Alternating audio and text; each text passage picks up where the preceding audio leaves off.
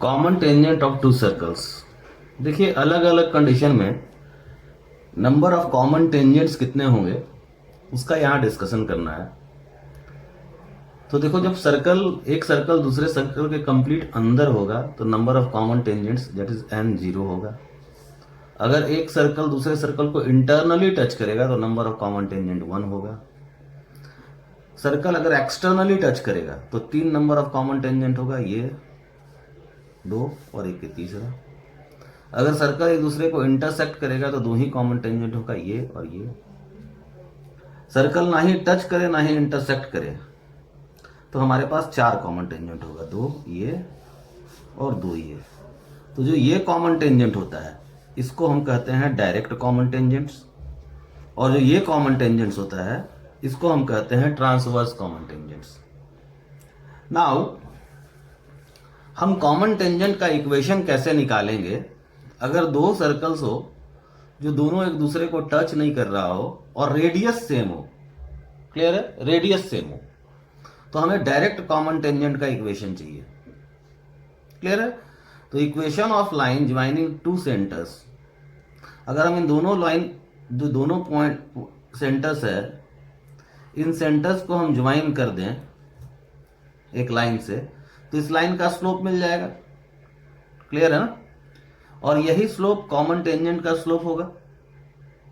Clear है? तो अगर इस लाइन का स्लोप मिल गया, ठीक है, तो हम इस लाइन का स्लोप के फॉर्म में जो टेंजेंट का स्टैंडर्ड इक्वेशन होता है किसी भी सर्कल पर लिख लेंगे। स्लोप अगर हमको मिल गया है तो क्लियर है? किसी भी सर्कल पर स्लोप फॉर्म में हम इक्वेशन लिख लेंगे और उसका सेंटर से परपेंडिकुलर डिस्टेंस हमेशा क्या होना चाहिए? रेडियस के इक्वल। सो हम इक्वेशन निकाल लेंगे। यानी जो टेंजेंट बना उसका स्लोप चाहिए तो उसका स्लोप वही होगा जो लाइन ज्वाइनिंग द सेंटर्स का होगा, और स्लोप फॉर्म में हम किसी भी सर्कल पर टेंजेंट का इक्वेशन लिखना जानते हैं। अब जरा इक्वेशन देख करके हम कैसे फाइंड आउट करेंगे कि वो सर्कल के अंदर, एक सर्कल दूसरे सर्कल के अंदर है, इंटरनली टच कर रहा है, एक्सटर्नली टच कर रहा है, इंटरसेक्ट कर रहा है, ना ही टच ना ही इंटरसेक्ट कर रहा है। तो उसके लिए हम यहां देखते हैं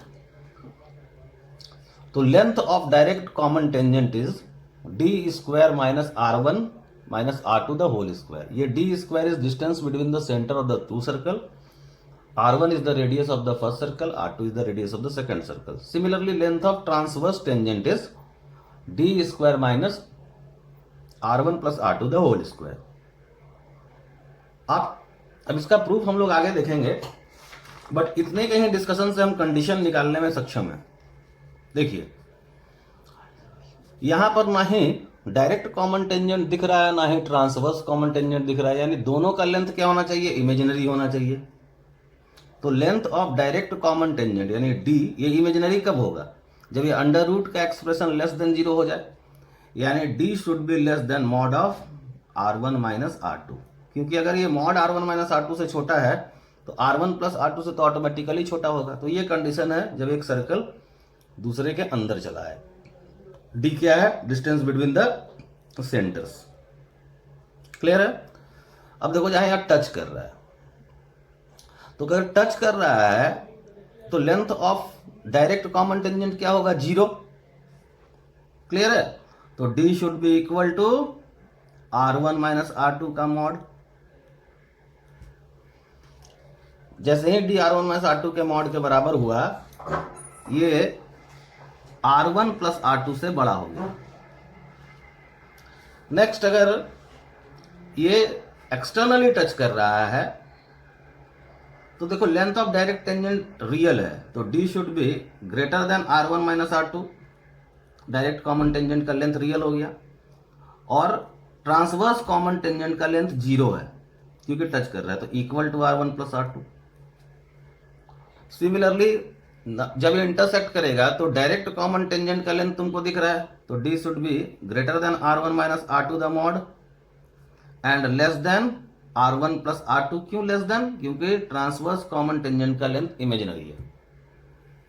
और यहां क्या हो जाएगा? D should be greater than R1 plus R2, क्योंकि दोनों का लेंथ रियल है। तो अगर R1 प्लस R2 से बड़ा है तो R1 माइनस R2 से बट ऑब्वियस से बड़ा होगा। नाउ इसका हम लोग प्रूफ देख लें, जो direct common tangent, transverse common tangent and direct common tangent का लेंथ निकालते कैसे हैं। तो देखिए ये है D और ये था तुम्हारा R1 और ये पूरा लेंथ R2। हमने क्या किया, इसको शिफ्ट करना शुरू किया। तो इसको शिफ्ट करेंगे तो एक टाइम आएगा जब ये यहाँ आ जाएगा और ये वाला पॉइंट यहाँ रहेगा, नहीं T1 M पे आ जाएगा और T2 C2 पे आ जाएगा। तो ये लेंथ क्या दे देगा उस केस में, ये लेंथ हो जाएगा R1 माइनस R2 होगा ये लेंथ। क्लियर है। और ये है 90 डिग्री। तो हमारा लेंथ कौन सा चाहिए था, ये वाला। तो this length is what, that is T1 T2 is nothing but C1 C2 the whole square minus C2 M whole square. So D square minus R1 minus R2 the whole square. Clear है। और ये discussion हम लोग कर चुके हैं पहले। Now length of direct transverse common tangent, ये तो डायरेक्ट निकाले। ट्रांसवर्स में क्या करेंगे कि हमें ये लेंथ चाहिए। क्लियर है। ये है distance between the circle D। ये था R1, ये था R2।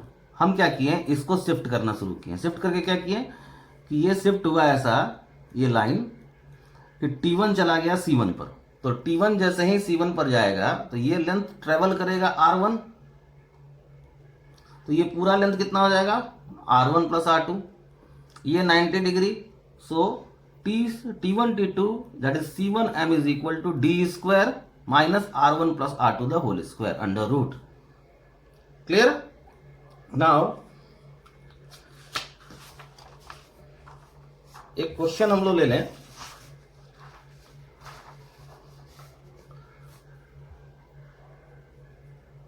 Find the equation of the common tangent if two circles are C1 बराबर X square plus Y square equal to 25 and C2 बराबर X minus 1 the whole square plus Y minus 6 the whole square equal to 4।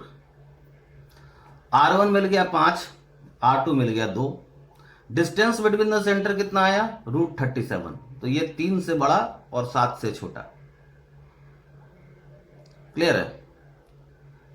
ठीक है। तो ऐसा समझे कि ये 37 है तो करीब 6 पॉइंट समथिंग होगा।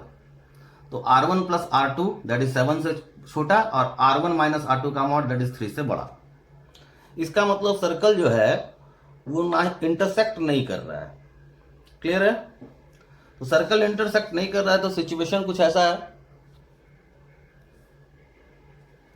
हमको ये टेंजेंट का इक्वेशन चाहिए।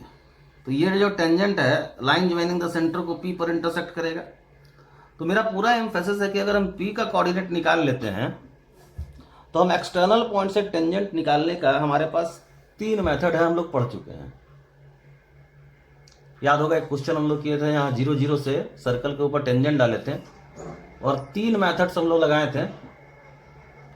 एक था जिसमें हम उस पॉइंट पर से पास करता हुआ स्ट्रेट लाइन का इक्वेशन लिखे थे और टेंजेंसी का कंडीशन लगाए थे, that means distance from the centre is equal to radius. दूसरा था कि स्टैंडर्ड इक्वेशन हम लोग स्लोप फॉर्म में लिख लिए थे और उसको उस पॉइंट से गुजार दिए थे और क्वाड्रेटिक सॉल्व किए थे। जब ओरिजिन से हम लोग काम किए थे तो क्वाड्रेटिक डिजेनरेट होकर के स्ट्रेट लाइन दिया था और एक टेंजेंट वाई एक्सिस आया था। तो हम कहे थे कि जब भी क्वाड्रेटिक डिजेनरेट करके स्ट्रेट लाइन देगा तो जो दूसरा टेंजेंट होगा या तो वाई एक्सिस होगा या line parallel to Y axis होगा। और तीसरा method S1 equal to T square. तो एक्सटर्नल पॉइंट अगर हमको मिल जाएगा तो हमारे पास 3 मेथड है। तो चलिए एक्सटर्नल पॉइंट निकालने का कोशिश किया जाए। तो देखो जो C1 C2 है इसको ये एक्सटर्नली डिवाइड कर रहा है। तो एक्सटर्नल डिवीजन से अच्छा है हम ऐसा करें कि देखिए जैसे ये रेडियस है, इसका रेडियस 2 है, इसका रेडियस 5 है। तो बाय सिमिलरिटी सिमिलर ट्रायंगल का कॉन्सेप्ट लगा देते हैं। तो ये पूरा लेंथ 5 आएगा और ये पूरा 2, तो ये 3:2 में डिवाइड होगा, यानी PC1 is 2:5। PC2 by PC1 is 2:5। Clear है? हम इसको इंटरनल डिवीजन में कन्वर्ट कर लिए। क्या किए कि PC2 को PC1 को हम लिखे PC2 plus C1C2, cross multiply कर दो दोनों तरफ, सिंप्लीफाई करके PC2 बाई C1C2 निकाल लिया। PC2 by C1C2 by C1C2 हम लोग निकाल लिए, तो यह आया 2:3। ठीक है, अब हम लोग इंटरनल डिवीजन का फॉर्मूला लगा लो।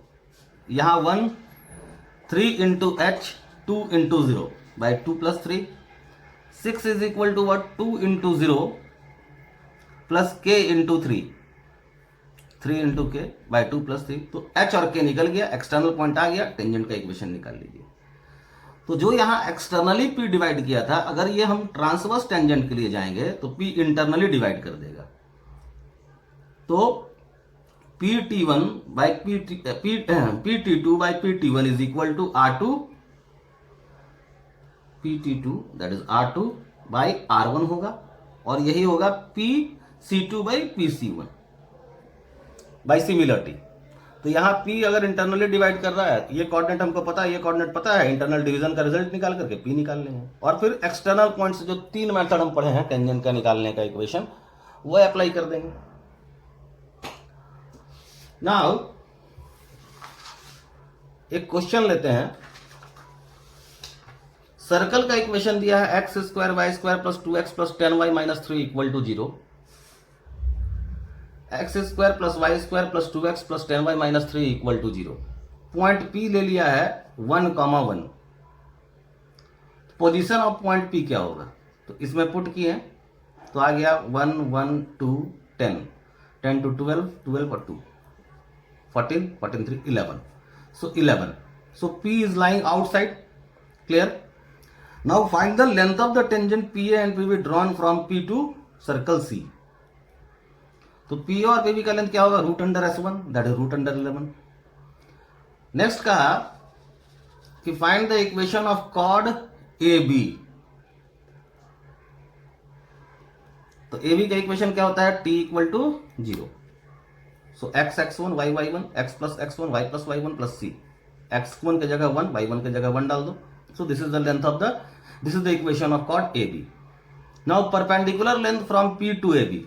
तो सीधे पर ये जो हमारे पास जो इक्वेशन आया है AB का, that is 2x plus 6y plus 3 equal to 0। Perpendicular distance लगा दीजिए फॉर्मूला, इससे क्या मिलेगा? मिल जाएगा 11 by root 40। Length of the chord AB। देखो AB का लेंथ निकालना है, तो यहां से हम परपेंडिकुलर डाले हैं। ये लेंथ हमको मिल गया, ये रूट अंडर 11 है, तो ये हाफ लेंथ हमको मिल जाएगा, और इसी को 2 टाइम कर देंगे तो ये भी मिल जाएगा। सो ये परपेंडिकुलर है, तो this minus under this square minus this square under root 2 time. So length of the AB मिल गया। एरिया ऑफ ट्राइंगल PAB का एरिया, बेस पता है, base is this one, height is this one, so half base into height. Area of quadrilateral PACB। तो PACB जो area of quadrilateral होगा वो half मतलब 2 टाइम PAC होगा, ट्राइंगल का एरिया। तो हाफ,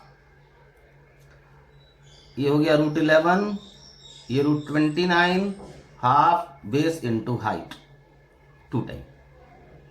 एंगल बिटवीन 2 टेंजेंट्स, तो एंगल बिटवीन 2 टेंजेंट निकालना है, तो ये रूट 29, ये under root 11, so tan theta by 2 is equal to 29 by root under 11, और tan थीटा क्या होता है? 2 tan theta by 2 1 minus tan square theta by 2। So simplify करके निकाल लिया।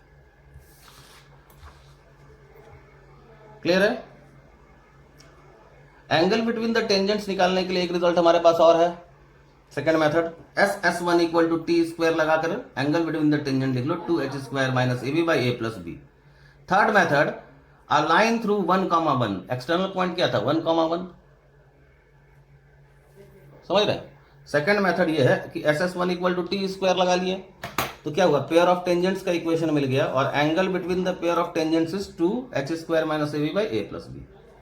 थर्ड मेथड कि हम बाहर का जो पॉइंट है 1,1 p, वहां से एक लाइन का इक्वेशन लिखें, and this is tangent to the circle. यही होता है एक्सटर्नल पॉइंट से निकालने का मेथड भी, कि किसी एक्सटर्नल पॉइंट से टेंजेंट का इक्वेशन कैसे निकालेंगे। यहाँ चूंकि एंगल निकालना है इसलिए हम पर्टिकुलरली m पे नहीं जाएंगे, अगर इक्वेशन निकालना हो तो हम सॉल्व करके m निकालते हैं। यहाँ चूंकि एंगल बिटवीन द टेंजेंट्स निकालना है इसलिए m नहीं निकाल करके sum of root and product of root से ही हमारा काम चल जाएगा। तो ये लाइन थ्रू 1,1 हम ये लिख लेंगे y-1 बराबर mx-1, और this line is tangent to the circle this, तो सेंटर से इसका परपेंडिकुलर डिस्टेंस रेडियस के बराबर, सो अप्लाई कर दिए। m का हमारे पास क्वाड्रेटिक आया। अगर हमको इक्वेशन ऑफ टेंजेंट चाहिए होता तो हम इसको सॉल्व करके m का वैल्यू निकालते हैं, लेकिन हमको एंगल बिटवीन द टेंजेंट चाहिए, तो tan theta equal to m1 minus m2 by 1 plus m1 m2, और इसको हम लिख सकते हैं m1 plus m2 the whole square minus 4m1 m2 by 1 plus m1 m2। Sum of root यहाँ से निकाल लिए -24/5, प्रोडक्ट ऑफ रूट निकाले -7/25, इसको यहाँ पुट कर दीजिए, एंगल बिटवीन द टेंजेंट्स मिल जाएगा। क्लियर है? Thank you.